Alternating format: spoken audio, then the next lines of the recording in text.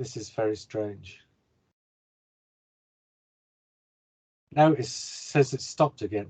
It says JR is recording the call here. Does it? Oh yeah, it does say that in the corner. Well, this is going to make a great intro to the video then, isn't it? You are watching, clearly, or listening to Strangers in Space, and for the next half an hour we're going to be talking about some Doctor Who rumours, so you don't have to. Hi, I'm JR. Hi, I'm Matt. Hi, I'm Dylan. Hi, I'm Mark. Matt's flown in straight from Radio 4 to be part of this podcast. Is that right, Matt? Yeah, I got chocolate buttons. I've got milk chocolate buttons and caramel chocolate buttons. So I hope Excellent. it doesn't come from out Radio over the 4? recording. Pass them around, for crying out loud. I did my sort of sultry introduction voice. Oh. Hi, I'm Matt. So, there's been some rumours flying around this week about people who may or may not turn up in the 60th, or even during Ncuti Gatwa's first season. And while I think the rumours that have been passed around are absolute bollocks, frankly, and I don't intend to give them the time of day, what I did think we might do, because we've not spoken about this since the announcements were made of who was going to be in things and whatnot, and we did a little bit on the filming, but I don't think we've actually sat down and sort of talked about what we might expect. So here's how I sort of tend to feel about rumours is I don't tend to sort of think, if I hear a rumour, I don't think, where did you get that from? Therefore, is it true? I think, how likely is it to be true? And therefore, is that true? So if somebody says they think Matt Smith is going to be in the 60th anniversary, I tend to think, well, is it likely that Matt Smith would be in the 60th anniversary? And I think, well, David Tennant came to the 50th anniversary when Matt Smith was the incumbent and was the guest star in his episode. So it makes sense that the actors would do it the other way around. So, yeah, rumours about, oh, Matt Smith did this or did that or did the other, who really cares? Is Matt Smith going to be in it? Yeah, I kind of think he probably will be. He was around in the country at the time only briefly because he was making the House of what's it called, because I don't watch it, House of Dragons. Yeah, in America and Ireland at the time. So I think he was only in the UK for a brief period, during which Karen Gillan was in the country too, because she was getting married, and Matt Smith, I mean, they're so close, Matt Smith presumably was at the wedding, so that would have meant the time that they were available to be in Cardiff to be shooting would be even shorter. So I'm assuming if Matt Smith's in it, it'll be either a cameo or an extended cameo. But kind of that's where I sit with the sort of Matt Smith thing. So what I think I'll do is ask you what you all think about Matt Smith and or any specific rumours thereof, and maybe we'll talk about those weird photos just for a little bit. But then I think we'll go through some of the other characters who've been talked about and see what we think about those too. So I don't know, Matt Smith, do you? I mean, the weird photos were the most interesting thing of this whole thing. Go on, then. And actually gratifying, because we all, I think, saw them and thought that looks a bit AI-like. That looks a bit weird and sort of fake. But it was almost on the edge. It was almost sort of, we were having to really look at the photos, and it's the first time I think that I've seen somebody actually using AI to fake a rumor. Mm-hmm. And So there's a weird twist at the end of this. There's a weird twist at the end of this story that I don't think the three of you are aware of. So I'll come back to that in a minute. But yeah. But So yeah, I think he's probably I assume he'd be involved, because again, it's Russell T Davies has quite a lot of sort of pull, and Matt Smith, to my knowledge, hasn't worked with Russell T Davies, so it's kind of a selling point to Matt Smith. Sarah Jane Adventures. Yeah. Sarah Jane Adventures. Thank you, Mark. That's all right, mate. But I think that's telling. I think I'm fine technically. I forgot to put my specs on, so I could have, picked them up when I was.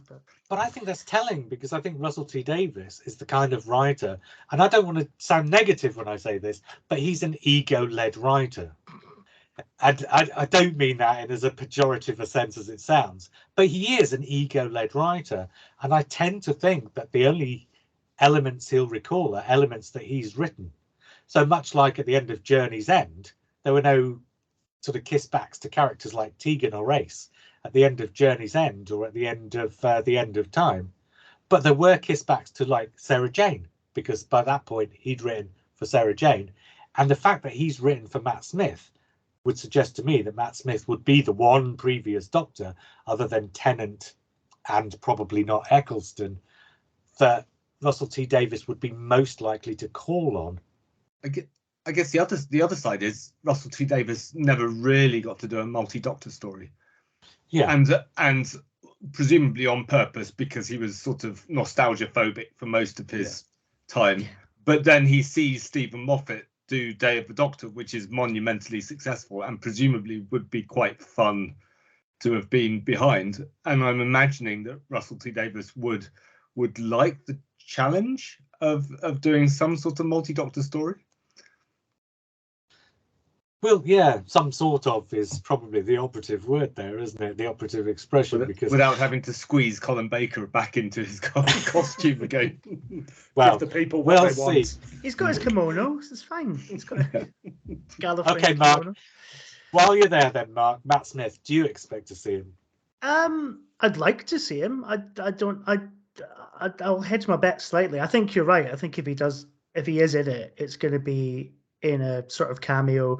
I thought it was interesting, the interview in Doctor Who magazine with the three directors of the specials, where Tom, I've forgotten his name already, but the guy who's directing the second one, he talked about how it's like quite a weird episode, which feels to me like that's the one you're going to do, either Tennant degenerating back through like 14 other lives, and you have Matt Smith popping up, or you have, Eccleston, although we know that's probably not going to happen. Or you have Tennant pop up again as the 10th Doctor, which was another thing that was kind of kicking around. So I think it'll be something kind of inventive like that. Although the flip side to that is that obviously Russell T has spoken about Star Trek as an influence rather than Marvel on what he would do with Doctor Who now. And his kind of idea was, you would have a whole series of David Tennant as the 10th Doctor and Matt Smith as the 11th Doctor. Kind of this idea of kind of franchising out Doctors rather than, just having one core Doctor Who series. So, I mean, it's possible that he would set that up there. But just to finish that point, like Star Trek does with its captains, so each Doctor becomes a captain, essentially. Yes. Yeah. Can I just put it on record that if the multi-Doctor story is basically two Tennant talking to himself, I'm not really on board for that. Well, we've already had probably will be. Yeah. But it wouldn't be beyond Russell T Davies, because let's face it, that's what he did last time. Dylan, do you expect to see Matt Smith? I think I do. But I'm also aware that I want to see Matt Smith. So I don't know how much of that is me just wishing it into existence. So I think it's too good of an opportunity, but I think had this been a traditional multi-Doctor, even if one of the episodes was like a bunch of Doctors, I think we would know by now. Or if we don't know by now, we'll know beforehand. If they've done a day or a week of filming to do some cameos, I think that will be kept a secret until it's broadcast. Yeah, good point, because as soon as David Tennant turned up on the day of the Doctor, there were photos of his shoes on the first day of filming, so that they could reveal that it was his shoes that we had photographs of on the second day of filming, and all this kind of stuff. I guess his filming was on location, which was the main issue. If Matt Smith's filming has all been green screen indoors, And also the other thing we got to remember is that obviously while they were filming a lot of this, we still hadn't seen Power of the Doctor. Was that not right? So you kind of don't want to tread on the toes of that. So even if you do have a boatload of photos of Matt Smith and Christopher Eccleston and Peter Capaldi all like hanging out at Wolf Studios, you're not going to release those until a lot nearer to the time. We'll see. You're also not going to have those photos. I'm just going to put on record now. Well, yes, and talking about things you'd like to see, I would absolutely love to see Peter Capaldi back. I think there's about zero chance of seeing Peter Capaldi back. I mean, it's not impossible, and certainly, but given what I just said about Russell T Davies calling back on Doctors that he's written for, by and large, I suspect, and also because there is this sort of feeling around Peter Capaldi that his was the Doctor where Doctor Who started to become less popular with the general public. And I don't think that's strictly true, because I think most of that was down to sort of smart TVs and that kind of thing, sort of fracturing the viewing landscape. Go on, Dylan. I also think that when Russell T Davies got this job for the second time, I think there is a world where he went and did some availability checks, because it's too good of an opportunity not to go, let's try and get all the modern Doctors in a story, and probably found pretty quickly that there's only really one that wants to come back, and that is Matt Smith. Yeah. Well, for sure. We'll talk about the others in a minute, because there are things to say, I think, a little bit.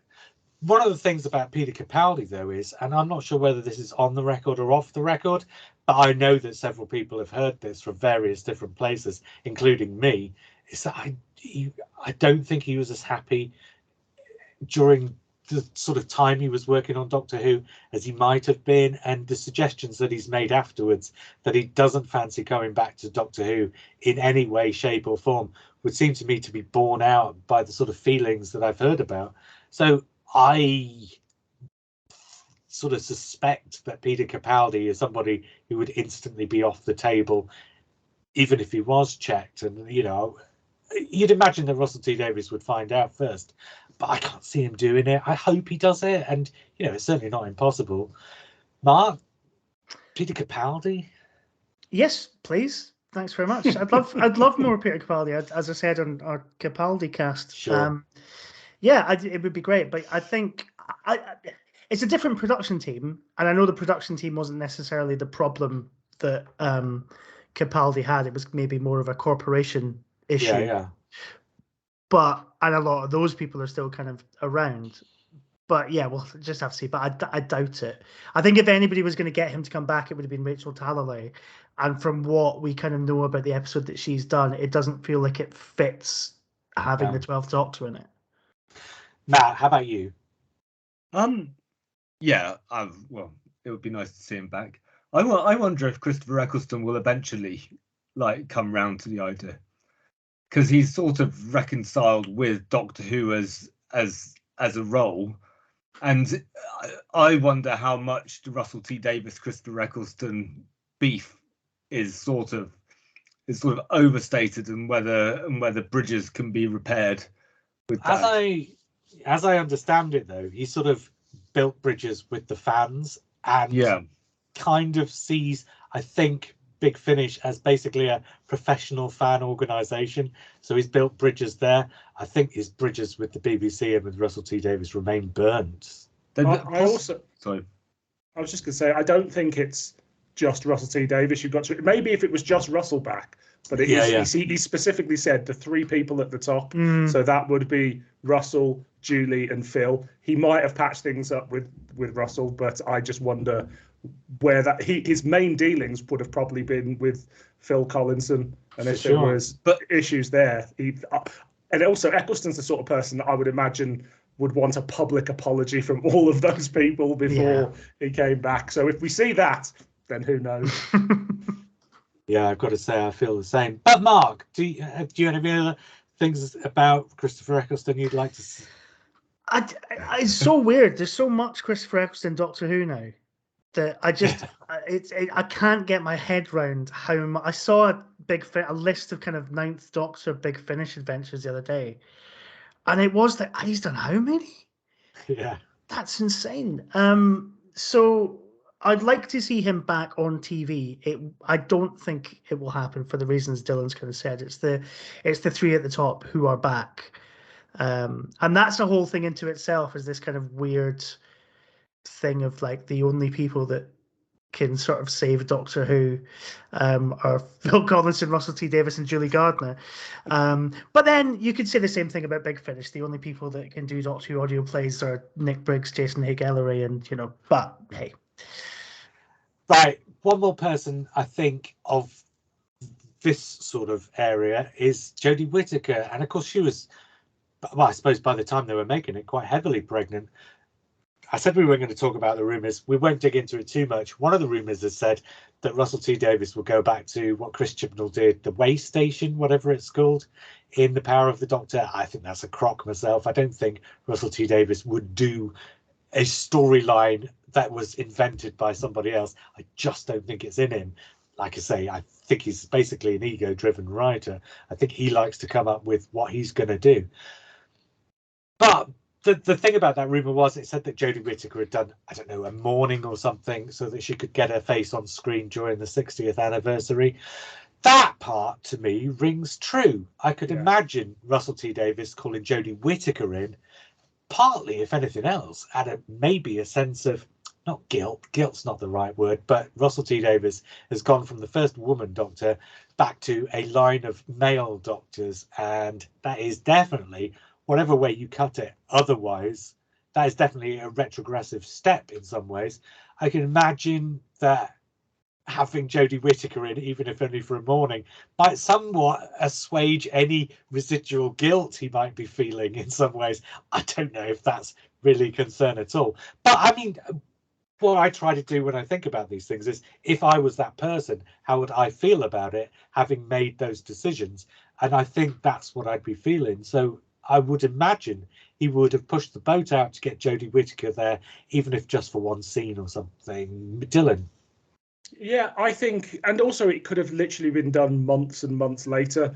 I mean, look at something like the most recent Spider-Man film, which had the 3 Spider-Men in it, and most of the scenes where they're together, I don't believe they're in the same room at the same time, a lot of it. And Hollywood does that a lot at the moment. And I kind of think, yeah, she popped in at some point and did a couple of days at a time that was suitable for her. And I fully expect to see her in it as well. Because, of course, she's got this great relationship with the Tennant Doctor in all the external media. It makes sense to try and get that on screen, even if briefly, right? And they're mates. Sorry, well, yeah, absolutely. Yeah, definitely. Yeah, I think it would make perfect sense to have Jodie Whittaker in it alongside David Tennant, even if it's 5 minutes of Matt Smith, 5 minutes of Jodie Whittaker sort of deal. And also, if they did film it while she was heavily pregnant, she can just borrow Colin Baker's kimono. Matt, do you expect to see Jodie Whittaker? This whole thing is, do we expect? I've no idea. But would we like it? Probably not. I think she's only just left, and I think there's more weight to having a doctor who hasn't been in it for a while in it. I doubt Russell T Davies feels much guilt about anything he does, because he's Russell T Davies. For good and bad, guilt isn't something that you have in terms of writing. I think she would do it, definitely. So that helps, and their mates. So yeah, possibly. I'm not discounting the idea of Russell T Davies picking up on this way station idea, mainly because it's not this outrageously kind of original idea. Yeah. The idea that there's a sort of an unconscious realm in the Doctor's mind where his past regenerations exist. That's not something that Chris Chibnall owns. That's just well, it's been kicking about since the New Adventures, hasn't it? I'm sure Paul Cornell did something similar. Yeah. So I can see Russell T Davies using that idea. Yeah, it just feels like I don't want him to, because I found it to be a little bit of a shoehorn in of old Doctor Who actors. I like the Pertwee and Troughton appearing on screen at the same time and arguing and bickering. That's the fun. Or Tennant and Smith appearing and bickering. That's the fun of a multi-doctor story. Having a single figure like morphing between doctors. That's basically just a PowerPoint presentation of Doctor Who past, which isn't that exciting. It's not what you want in a multi-doctor story. So I fully hope to see at least Tennant, and if there is a multi-doctor story, Tennant and someone potentially who isn't Matt Smith in it, because otherwise they're just, and who isn't also David Tennant. Well, I was thinking I wouldn't be surprised if we get David Tennant and Ncuti Gatwa in some kind of weird sort of future Doctor, past Doctor sort of team up thing. I I don't think we can see too much of Ncuti Gatwa, because then you're stealing away the thunder of having Ncuti Gatwa's first episode being where you get to meet his character. What's the draw of meeting Ncuti Gatwa if he's spent Sure, but it would be like extended eyebrow sequence. Do you know what I mean? Like Yeah. it would be Yeah. kind of that kind of thing. I think he'll be in it a bit, but Well, I he don't will think he'll be. be too much. We've already seen that he's in it a bit. Yeah, we wearing... know he's in it. But yeah. that's just the regeneration sequence, sure. Well, no, because It doesn't seem like it. no, what he's saying in that clip, wherever he is, whatever amazingly special, distinctive location, The way station. the way station, he's saying Girdle door.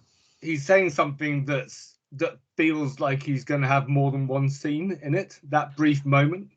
Oh, do you know what? I think that line sounds to me like exactly the line you would say if you were about to be regenerated into from Jodie Whittaker, and then David Tennant turned up instead.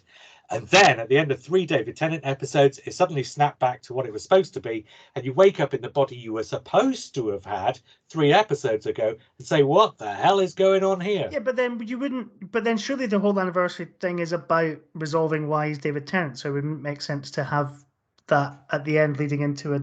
No, but if you resolve why he's David Tennant, but then still have it a surprise when he turns into Ncuti Gatwa, then Ncuti Gatwa gets to say, what on earth is going on? So my reading of that brief line, and this is getting very Doctor Who, but my reading of that single line is it's more of a kind of a.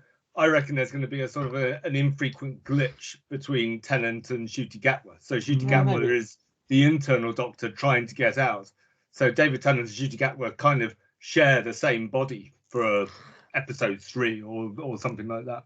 My reading of it is that the Celestial toy maker has made their own little David Tennant figure because everybody loves David Tennant, you know, and he's playing around, having lots of Doctor Who adventures all the way through the 60th anniversary. And Ncuti Gatwa was like, "I'm the Doctor." Like, who's this? Is the Celestial toy maker going to be zapping backwards and forwards too between Neil Patrick Harris and Stephen Moffat?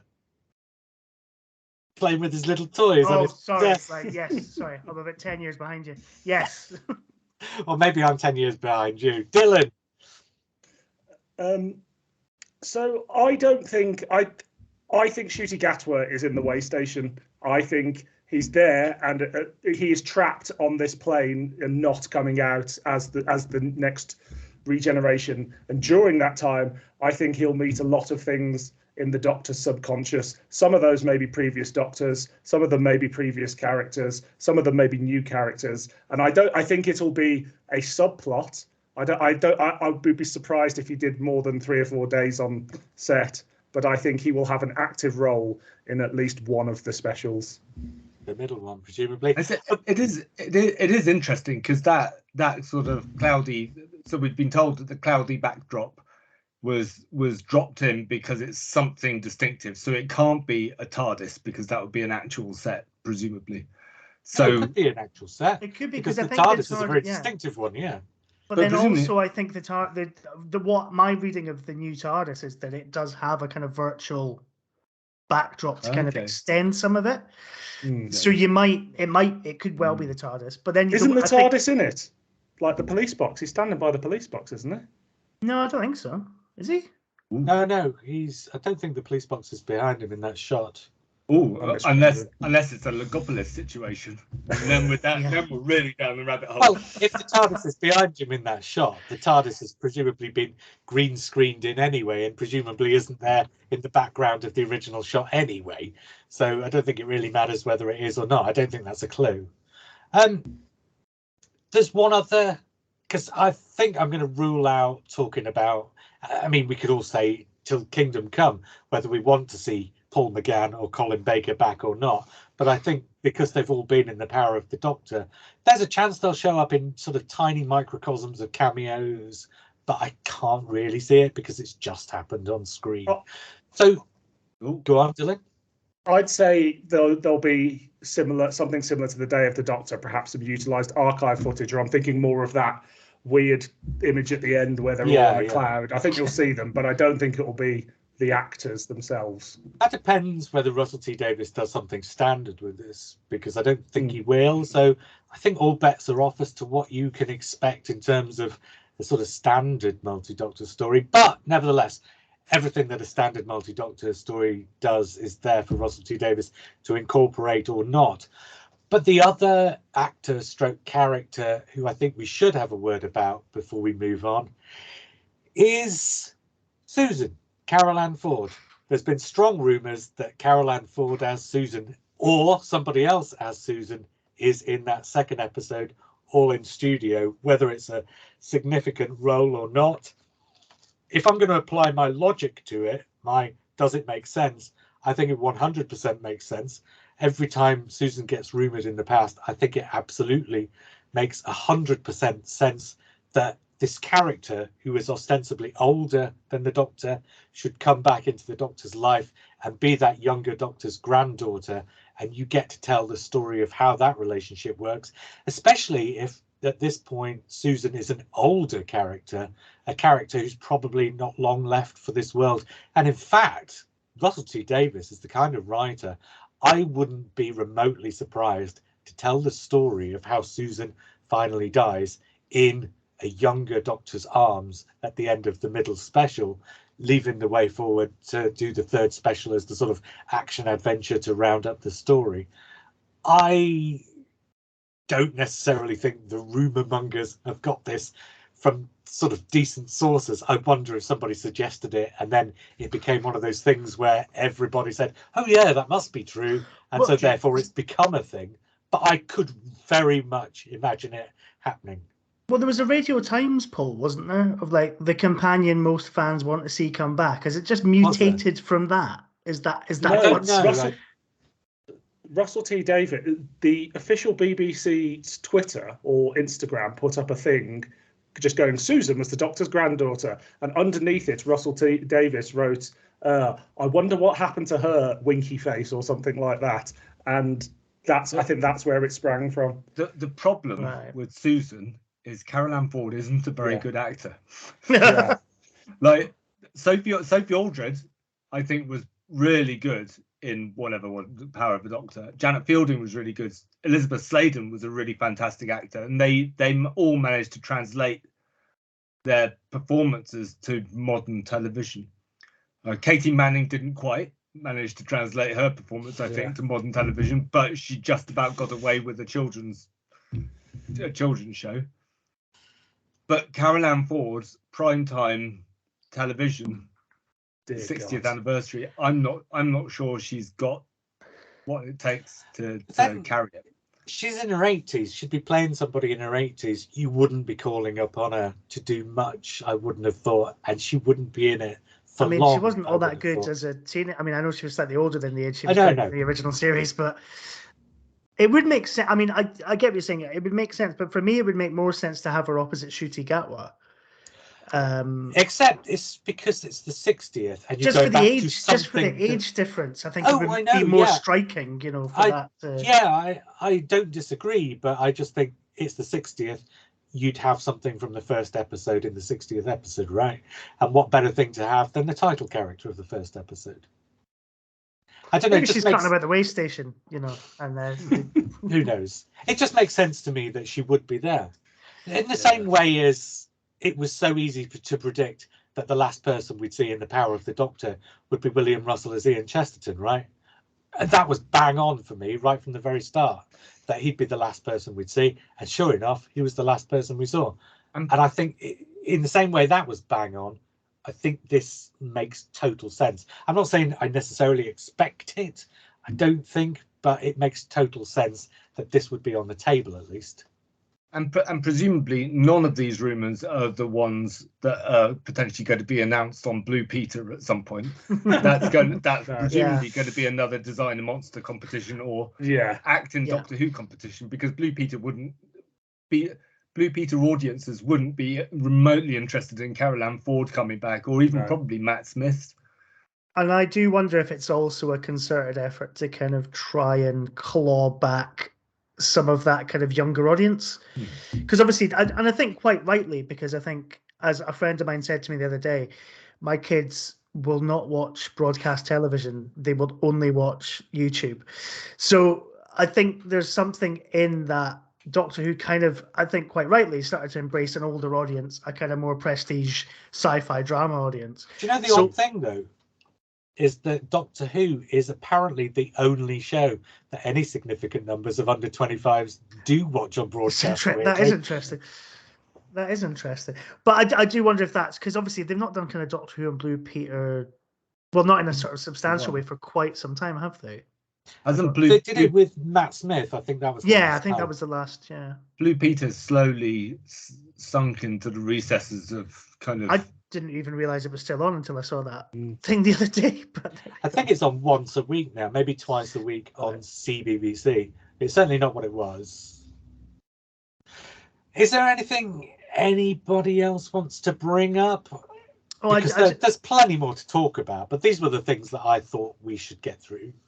I noticed on Instagram that Ncuti Gat was currently on holiday in Portugal, which must surely mean that we're going to have an episode of the new series where he's like locked in a cell for a week, or he takes a very long walk. Millie Gibson's also on holiday. I can't remember where she was, but she's abroad too. And so there were lots of reports that she was filming until somebody pointed out, yeah, they're on their Easter break. So how far ahead, just out of interest, how far ahead is the shooting schedule and Russell T Davies now? Because Russell T Davies always used to write pretty much up to the start of recording, but hasn't he written his second Christmas special now? Yeah, he's in the midst of writing series 2, and they're currently, I don't know because I don't keep up with the sort of total ins and outs of it, but I'd say they've probably recorded about 2/3 or 3/4 of the first series recorded. And this is well in advance, so they can presumably put special effects on it in time to broadcast next year. So they're incredibly well advanced now, presumably, so that they can get a season a year. Dylan, you know more about this, I think. Do you know how far into it they are? How long have they been shooting? They started in, was it January? January. So I thought they'd started the other side of Christmas because they took a Christmas break, didn't they? So it was late November. So they've been doing. There was mention of them filming a Christmas special at Christmas. So yeah, that would make sense for it to be like November time into December. Although it wasn't in the end the Christmas special that they were making, they made that afterwards, I think, if I'm right. But the point remains, they were filming for several weeks before Christmas. If they are 6 months in with a couple of breaks, they've probably you're probably right. You're about 2/3 of the way. Yeah, because it's about usually a 9 month schedule, and that would be 9 months for 9 episodes. So it's basically about a month an episode. So if they've been doing it for 5 or 6 months, then you'd think that. So who knows? Yeah, but the writing is well in advance. Russell T Davies is really trying to avoid the whole Ben Cook situation of like sending emails at 4 o'clock in the morning, like, panicking about the episode that's going to be on camera the next day. For sure. Yeah, I think he also had a head start, didn't he? Because he's had 18 months pre-production or something before starting back, and before that at least stewing the ideas of what he was going to do over the next few years. So I mean, I think he seems to be very well organised, ahead of himself, and also having a great time with his life on Instagram. He's always doing things in a way that you don't imagine the Russell T Davies of old doing anything but chain smoking and writing. Yeah, watching Skins. Right, on that note, I'm going to see if I can find the stop recording button so that the end of this podcast isn't quite as haphazard as the start of it was. But I think that's enough for now. If we can think of anything significant, maybe we'll come back in a couple of weeks. But until we do, I was JR. I was Matt. I was Dylan. And I was Mark. And we will speak again soon.